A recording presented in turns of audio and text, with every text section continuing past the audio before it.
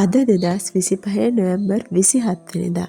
අපි දැන් මේ ඉන්නේ අනුරාධපුර නගරේ. අනුරාධපුර නගරේ ඉඳලා අපේ ගම්බිම් කරා පිටත් වෙන දවස. ඉතින් මං හිතනවා අද කියන්නේ ලක්වාසී අපි හැමෝගෙම ජීවිතවල අඳුරු මතකයන් එකතු කරන්න පටන් ගත්ත දවසක් කියලා මට හිතෙනවා. ඉතින් මේ වෙනකොට අනුරාධපුරය හා ඒ අවට ප්‍රදේශවලට ඉතාමත් අධික වර්ෂාවක් උදේ ඉඳලම ඇදහැරුණා. දැන් වෙනකොට ගොඩාක් වෙලාවට ගංවතුර තත්ත්වයකට හැරෙමින් තමයි පවතින්නේ.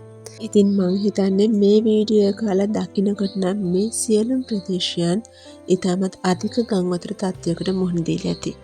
අපිත් අනුරාධපුරයේ ඉඳලා ඉතා කටුක ගමනක පසුව තමා කළුතර ප්‍රදේශයට ළඟා වුණේ.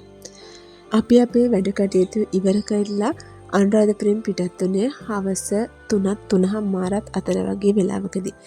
අපි නමුත් කළුතරට ළඟා වෙනකොට රාත්‍රී 1:00 පමණ. ඉතාමත් කටුක ගමනකට පසුව තමයි අපි කළුතරට ළඟා වුණේ.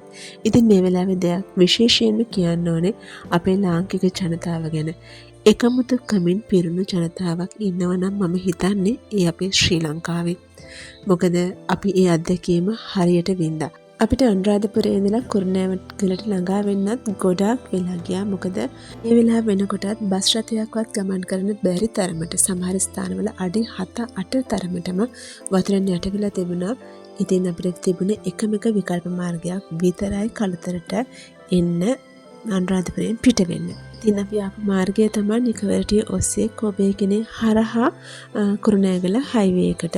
මේ හැම ප්‍රදේශයකම සහෝදර ජනතාව වගේම පොලිසිය හා ත්‍රිවිධ හමුදාවේ මහත්වරුත් සෑහෙන ලොකු කැපකිරීමක් ලොකු උත්සාහයක් ගනිමින් හිටියා.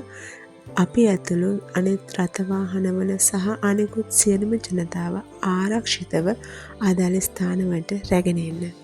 ඒ වගේම විශේෂයෙන් නිකවරටිය ප්‍රදේශයේ සහෝදර ජනතාවට බොහොමත්ම ස්තුතියි, විශේෂයෙන් තරුණ සහෝදරයින්ට. මොකද මාර්ගය දෙපස සිටිමින් අපිට නිසි ආකාරව අපි ඇතුළු සියලුම රථ වාහන වලට නිසි ආකාරව ජලයෙන් එගොඩ වෙන්න පාර පෙන්නුවට.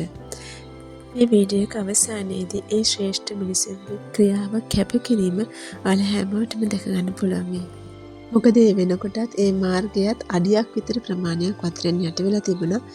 ඉතින් අපිට නිවැරදි මාර්ගය පාර මොකක්ද, වෙල්යාය මොකක්ද, ඇලේ මොකක්ද කියන එක හොයාගන්න බැරි තරමටම වතුරෙන් යට වෙලා තිබුණා. නමුත් ඒ ප්‍රදේශයේ ජනතාව තමත් කාර්මික ලෙස මහ වැස්සට තෙමෙමින් නිසි ආකාර මඟ පෙන්වීමක් පෙන්වුවා අපි ඇතුළු සියලුම රථ වාහනවලට ඒ ප්‍රදේශයෙන් එගොඩ වීම සඳහා.